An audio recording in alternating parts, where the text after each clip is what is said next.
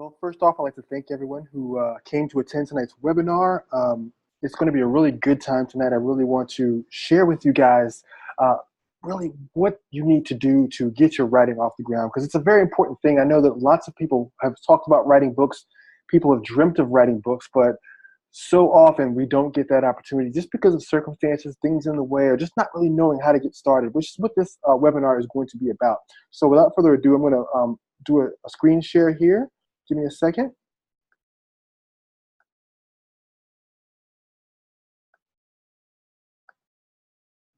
Okay.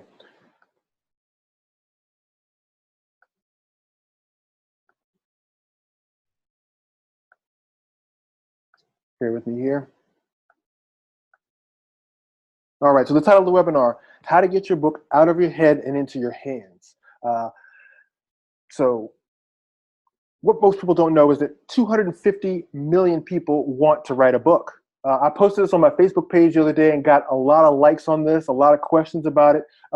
As you can see, this is kind of the average football stadium, as an average soccer stadium. And typically modern stadiums can hold up to 100,000 people. So imagine two of these plus half of another stadium full of people who want to write books but have never put pen to paper, or have put pen to paper and not completed a project, or have put pen to paper, completed a project, but really haven't explored going beyond that for whatever reason. But yes, 250 million people want to write a book right here in this country. But where and how to begin can be very frustrating. I know that figuring out how to start, where to start, and what to do can put us in that position where we're clenching our heads over the monitor, we're hunched over the keyboard, we're tossing our notebooks onto the ground, not knowing how to begin or where to start. And that's what this webinar is about tonight. How do I begin? How do I get past this frustrating part of just getting started? Because getting started is everything. Because once you get moving, the momentum will happen. But there are things called life. You've got a job, you've got kids, and you've got a life. All three of those things can directly affect the amount of time that you have to write your book. So whether you have a very demanding job that starts early and ends late, or whether you've got a brutal commute. I came from Fredericksburg, which is on that cusp of Northern Virginia, and some of the commutes were hours. I mean, it took upwards of 3 hours. People would leave at 5 in the morning to get to Washington, D.C. by 7:30, 8. And then they would leave D.C. at 4:30 and get home at 7:30. And by the time you get home, you have dinner, you spend time with your children, you get a chance to talk to your wife, eat dinner. Your life gets in the way. It becomes very difficult to carve out writing time or to figure out where should I begin to do anything outside of just my day-to-day work, kids, and life. And this is how we end up. I know I should write, but we get relaxed. We've got the TV on, we've got our feet kicked up. We're just tired. We just don't have any more energy at the end of the day. And so I'm going to teach you in this webinar how to reclaim some of that energy, how to find places where you can actually get some writing in. And I'm going to teach you how to think in a completely different way. For a long time, I used to romanticize writing. I used to think that, I'm going to sit down and have these big blocks of time where I turn on the candle and I drink some tea and I actually do long stretches of writing. And I learned when I wrote my first book, that was a fairy tale. 18 months of writing, it taught me that's a fairy tale. There's not these 6-hour, 7-hour, 8-hour days that I get to just sit back and be Ernest Hemingway and peck at my keys. I've got a real life going on around me because I'm married, I've got children, I've got work. My children have activities. My wife and I, we have things we enjoy. So I've had to learn to let it get in where it fits in. And this is, that's how we get out of this relaxation mode and get some more energy. So into what we're here for, how to jumpstart your writing right now. That's what you want to know how to do, and that's what I want to teach you how to do. How do you get the momentum right now? How do you figure out where to begin so that you can actually take that road and take those steps to not be in that number of 250 million who want to write a book, but you can be in that number of people who have written a book? The first thing is plan.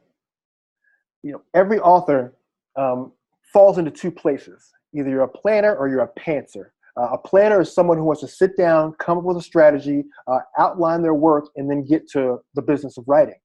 Someone who's a pantser is likes to mind dump and just put everything on paper and get to work. We'll talk about that next. But right now, for the people who like to plan, one thing that I recommend for the planners, and you know who you are, is to start with a synopsis. A synopsis will give you a blueprint of what you're going to write, how you're going to write it, what it's going to be about, what other titles are in your genre that match what you do, because that's important too, what categories you fit in so that you know where you're going to land once you complete your book. So just real briefly, these are things that I would put into a synopsis as part of the plan to get the pen moving. Because once you put together just a one-page outline, you'll be able to start writing to that. That will get your pen moving, that will get you going.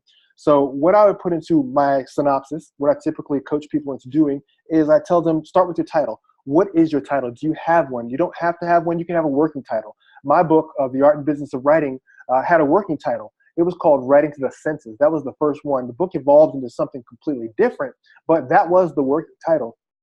And then it became The Craft and Business of Writing. And then finally, The Art and Business of Writing was the final title. But just start with a working title, something that you know you can identify the book by. Number two, you want to think about a one-sentence description. What is your book about in one sentence? Think about it as a tweet almost. That's where you get really precise and you dial into what is my book framed around. Here are some really famous things. And something you can do is hop onto Google and type in film log lines. Film log lines. And you should get a list of famous log lines from movies. And that gives you an idea. The film industry calls these one sentence descriptions log lines. And what they are is it's a one-line description that tells you what the movie is about. And you do the same thing with your book. So here are a couple of log lines that you can think about from famous films. The Godfather. An aging patriarch of an organized crime dynasty transfers control of his clandestine empire to his reluctant son. One line, very concise, but it tells you from beginning to end what the story is about. The Matrix. A computer hacker, a computer hacker learns from mysterious rebels about the true nature of his reality and his role in the war against its controllers. Again, from beginning to end, it gives you the whole story of the Matrix in one line. And then Django Unchained. With the help of a German bounty hunter, a freed slave sets out to rescue his wife from a brutal Mississippi plantation owner.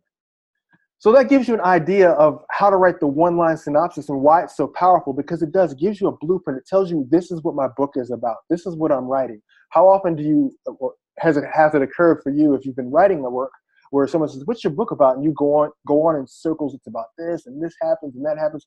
This one-line description is it. Bam. What's your book about? It's about bam, bam, bam. And it's easy breezy. It captures people's interest and it tells them from beginning to end what this book is about. Next, your categories. What categories do you fit in within Amazon? Amazon's a very large search engine, but look up similar books to yours and figure out how they're categorized and whether or not you fit in those same categories. The categories can run very deeply, so try to position yourself with people who are in a similar vein as you, not the best sellers, not the guys who are number 1, 2, 3, 100, but people who are kind of where you are, in the same place you are, brand new authors or have been around for a few years, and see where they're positioning themselves in terms of categories, and choose 2 or 3. Next is your target audience. Who are you writing this book to? Figure out who your target audience is, what your avatar looks like. Your avatar is the person you're speaking to. I try to do everything through an avatar. I try to make it a very complete human being in my mind. So when I was writing my book, my avatar's name was Sarah, and it was a 24 to 28-year-old woman who was a journalist who wanted to write a nonfiction book, but wasn't sure how to get started or how to market her work. But she loved business writing. She loved the idea of using a book to become a public speaker, and she wanted that to be that who invariably became who my avatar was. So for you, think about who is your avatar, who is that person that you're speaking to, who is that one person that you are writing for. Don't worry about the masses. Write to that one specific person. That is going to be the person that is going to judge your work as you write it. And I talked about similar books already, just looking for similar books as yours. And then your table of contents. You can also flesh out just basically, well, what do I want my table of contents to be? Now that I've got my one-line description, based on that, what will my chapters start to look like? And you may not know that in the beginning, but just flesh out a few ideas just to give yourself a little wiggle room, something to play with. So that's how I like to get authors going on creating that. The idea of creating a plan will keep you from straying when the shiny objects show up. And believe me, you know, like I know, shiny objects show up. So you want to make sure you have a plan so the shiny objects pop in your way, or these ideas come out of left field. Oh, I should add this to my book. Well, does it fit? Does my avatar like it? Does it fit within the outline? Is it going to alter how I categorize or lay out my book? So that's a good reason for having an outline, is just to be able to keep you on track. And also, there's always room to shape your story. Sometimes your story will change. My book, it changed. It went from a book that's specifically focused on writing about how to write from the different senses in your different 5 senses, to a book about the entire writing life, on how to write as a holistic writer, basically. So your book can change, it can wiggle. And I will say that I did not use a synopsis when I wrote my book. I wrote my book purely as a dump, and I'll tell you about that in a little bit. But I think, going forward, I've come to learn to love the synopsis method. It really helps me govern myself very well. So some of the pros and cons. The pros of using the planning method is that you get to plan from start to finish. You know exactly what's going to be in your book. You know the title, you know the one-line description. You can outline the book, and then you can set yourself almost to a watch as to when it's going to begin and end. So you can say, hey, if I start this book in January, these are my chapters. If I give myself 3 months, I can write a chapter a week, have 12 chapters, and be done with the book. So it gives you a chance to really put together the bones of your book. Also, when you write the synopsis, it gives you that security that you're not going to stray. It's not going to be like you're going to be cleaning up a lot of content. You know what you're looking for. You know the sort of things that you need to put down to paper. You're not pulling wild ideas out and trying to fit them in, like Tetris or a jigsaw puzzle. One of the cons of planning is that planning can feel very confined. It can feel very less creative than a dump. It can feel like it's boxing you in. So if you begin to feel boxed in, you can veer a little bit. It's your plan, but that's one of the drawbacks, is you can feel a little bit boxed in, especially if you get another really great idea as you write your book. Then it either has to be woven in somehow, or it has to take a mind of its own and be a blog post or a podcast or some other piece of content, or maybe even a fodder for another book. So that's planning. The dump.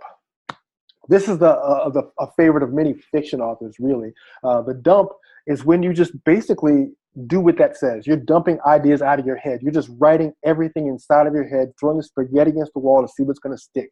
So you're putting all of the content that you can think of that's in your head, all the characters, all the story details, the arcs, everything is just coming out of your head onto the page. There's no planning. There's no system. You're just basically, whatever's in your mind is coming onto the page. You're writing it down as inspiration carries you. The pros of dump is that you don't think, you just write. That's one of the big pros of it. Is just when things do show up in your head, you're popping open an app and you're just writing, or you're sitting down to your laptop or your notebook and you're just writing stuff out of your head, and you'll figure it out later how it fits in. But usually there's a correlating thread to which you're writing. So it's never anything completely random, but that's what you're doing. You're just putting stuff down, things pop into your head, a character says something, there needs to be some new content for a chapter that pops in your head, a subsection. You're just dumping and putting things onto the page until your mind is completely blank and you have nothing else to say. And that does happen. Now, I will say that one of the pros are, again, you don't have to think, you write, but 2, you get fast momentum. It really gets you excited to write. It gets your pen moving. It gets you on the page. And that's a big benefit to a lot of writers who get stuck, is that dumping allows them to just write. Whereas sometimes in the planning, it's almost purposeful. Like if you're not inspired at a particular time, or something just doesn't pop into your head, you're really not writing anything a lot of the time, because you're not stuck in a uniform pattern as you are with planning. The dumping allows you just to write unadulterated. So dumping is very good for that.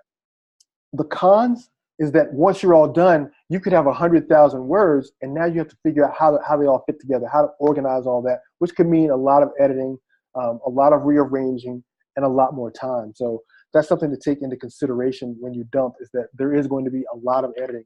My book, when I did my dump method, it ended up being 77,000 words. I ended up with 36. So I almost cut my book. I did actually cut my book in half and then some. About 45% of my book got chopped. So that's something to consider. Something to think about is that you do have to do a lot of heavy editing. And I didn't lose any content because I'm nonfiction. I was able to repurpose a lot of that content into blog posts, into podcast episodes. So I did get a chance to use that content. Nothing was really wasted per se. It just didn't fit within the framework of the book and had to be taken out. So those are the two big methods. So now that you've got both of those and you've kind of played in your head a little bit, knowing your own personality, which may work for you, which may not work for you, let's talk about the tools of the trade, because I think that's very important, just knowing what tools are out there that you have access to, and then how do we use those tools to execute and start writing. So here are some of my favorite tools. You'll want to write some of these down. Scrivener. Scrivener is pretty much the flagship writing software that all serious writers decide to download. You can get a free trial at literatureandlatte.com. And the free trial is 30 days long, but it's a literal 30, not a calendar 30. So if you open your Scrivener 30 times between January 1st and December 31st, you're still on trial. Whereas any other app, your trial is done January 30th. So that's the beauty of Scrivener. You get to try it out a lot, and it's awesome. And it also has a mobile app too. And the mobile app and the desktop app, they sync together. I've got both because I like to write on the fly, which I'll talk about later. But Scrivener allows you to organize your writing very well.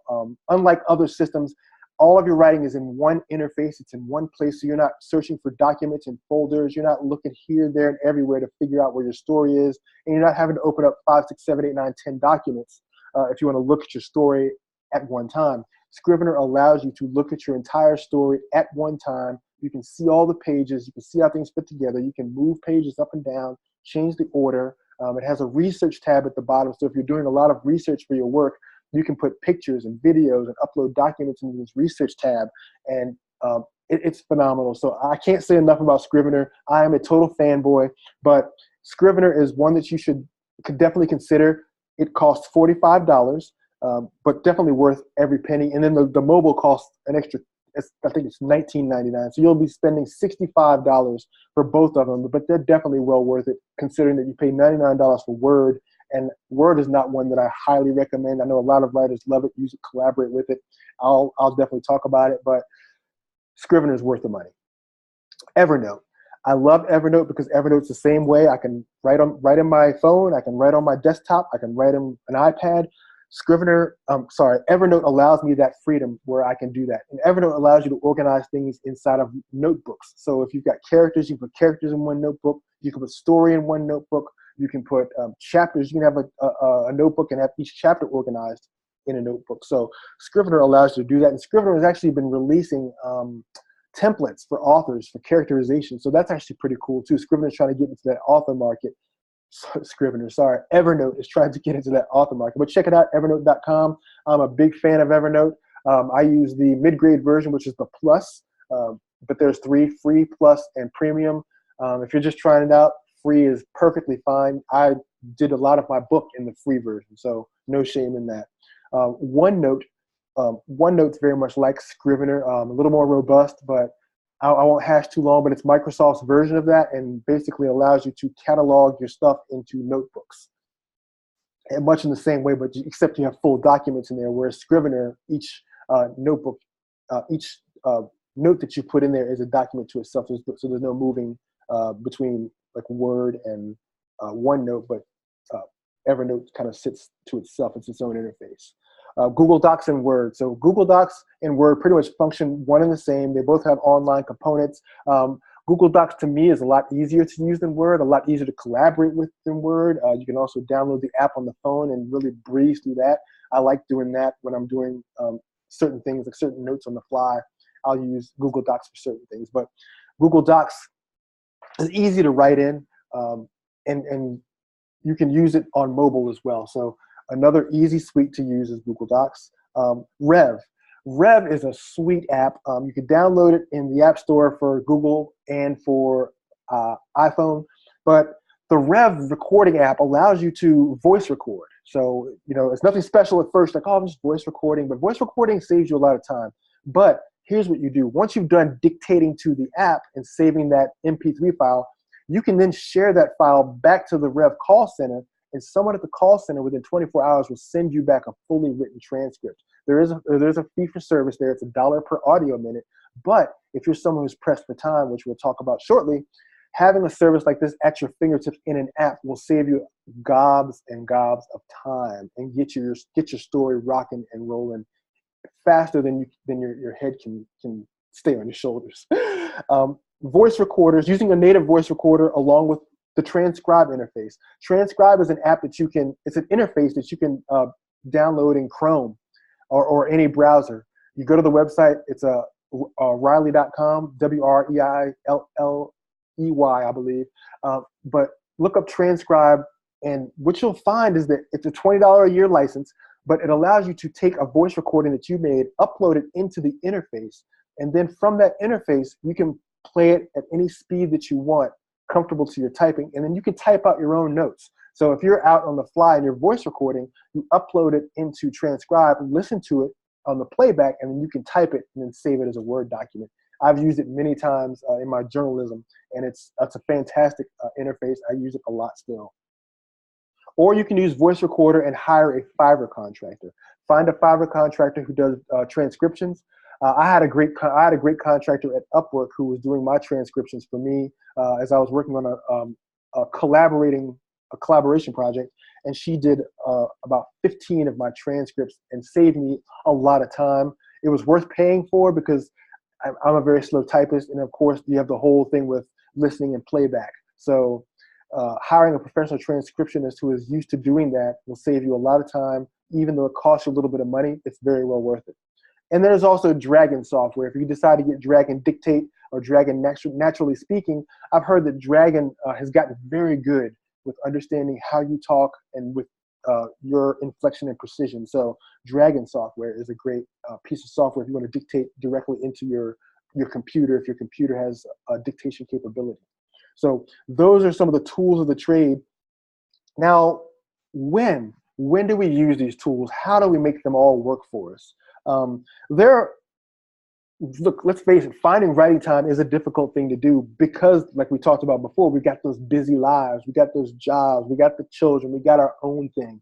But here's what we got to learn to do is figure out how to think in minutes. Let's not think in hours, let's think in minutes now. So carve out time early in the morning. So if you can get yourself up a half an hour early in the morning, that gives you at least 20 minutes. Once you've woken yourself up and washed your face with some cold water, it gives you about 20 minutes of writing time. And in 20 minutes, you can at least get down 100, 150 words in 20 minutes, maybe more, depending on how fast you think and how quickly you can type. But you can get a few hundred words down pretty fast in the morning. Late in the afternoon, if you're a late person, if once you've put the kids to bed and you've spent time with the wife or the husband, and you've got just an extra hour in the evening, stay up an extra hour and peck away for an extra hour. Try to put an hour of time in and get 500 words in or get 250 words, get something down on the page, but keep moving the needle by staying up maybe a little bit later.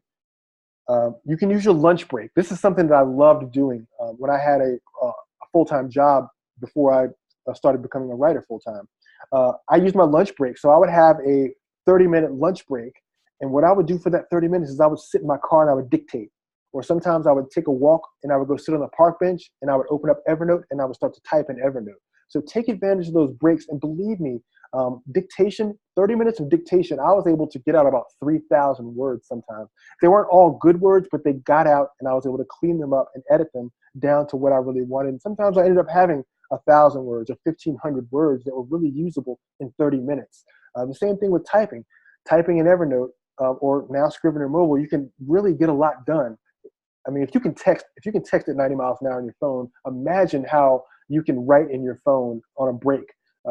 I do a lot of my journalism transcriptions when I write for magazines. I open up a Google Doc and I'll type the entire interview while I'm talking to the subject, the source, And it blows their mind that I can actually type that fast, but I'm so good at it now. So you can do the same thing. Pop open an app and just start typing during your breaks. It's a great way to get a lot of words in. So if you combined any or all three of these, if you do 30 minutes in the morning, 30 minutes at night, 30 minutes at lunch break, it's an hour and a half of writing, you could possibly get 1,500, 2,000 words in each and every day. Imagine that. Imagine being able to get that much in that much time. And what did you have to do? You didn't have to alter much of anything. A little bit of sacrifice in the morning, a little in the evening, and then right there in the middle of the day. It didn't affect your time at work. It didn't affect your time with your kids. It didn't affect your time with your wife. And it didn't take away any time from you in your evening to relax and chill and sit by the fireplace. So something else that you need to learn to do to get to reclaim some of your time is to think about what things can I let go of? What are some activities that I can let go of that I don't need to do that I put an unnecessary priority on? Activities like washing the dishes every day, washing the clothes every couple of days, mowing the lawn, vacuuming the carpet. What are some things that take 20 minutes, 30 minutes, 45 minutes that can be put off to the weekend? You can put off laundry till the weekend and wash your clothes on Saturday and Sunday. You can put off mowing till every other weekend. You can put off folding clothes, folding laundry. If you don't wash, you don't have to fold the same day, but or you have to wash in the middle of the week, wash the clothes, lay them on a chair, and don't fold them until Saturday. Figure out where you can reclaim a little bit of time and use that as writing time.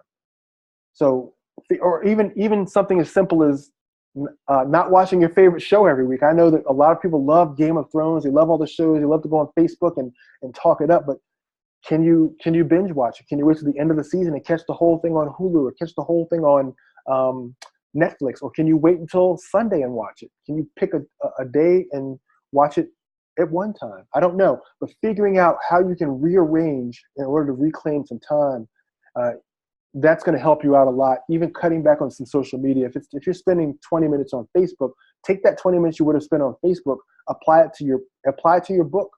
Just pop open an app instead of popping over Facebook and start typing in words, but get those words in any way you can. Something I used to do is, when my son played soccer, he'd have practice. I'd never miss his games and I watched all of his games, but during his practices, it wasn't as big of a deal to him or to me to not be fully engaged in a practice session. So I would sit there during practices and I would write during practices. Or if I went to Busch Gardens, if I'm standing in line at an amusement park for 20, 30 minutes, I'm going to pop open my app and I'm going to start typing. The same thing with the grocery store. If I'm in line and there's 4 or 5 people in front of me, I'm going to pop open my app and I'm going to try to get 25, 30 words in. Believe me, guys, those words add up. When you start putting in 25 here and 50 there and 75 there, your words start to add up. So learn to think in minutes, learn to think in moments. That way you can reclaim, capture, and use your time appropriately and wisely to advance your book. That's how you're going to get off the starting block, is figuring out where you can get time back. So, questions. We'll leave it open for any questions. If there are any questions, I'm going to get out of the share mode here and get back with you.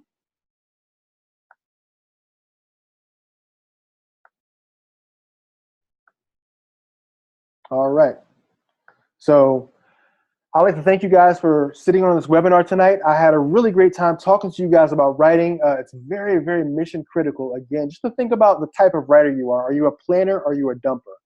If you're a planner, then be about the business of creating an outline that works for you. If you're a dumper, be about the business of just getting things on the page. And then looking at the tools that you use. Choose tools that you believe that are going to help you win, that you can write in comfortably, whether that's using something on an interface on your laptop, whether it's using mobile software, whether it's using transcription technologies or voice recording. Figure out what's going to help you cross that line and begin to write on a consistent basis. Thank you very much for this opportunity to speak with you, and happy writing. Until next time.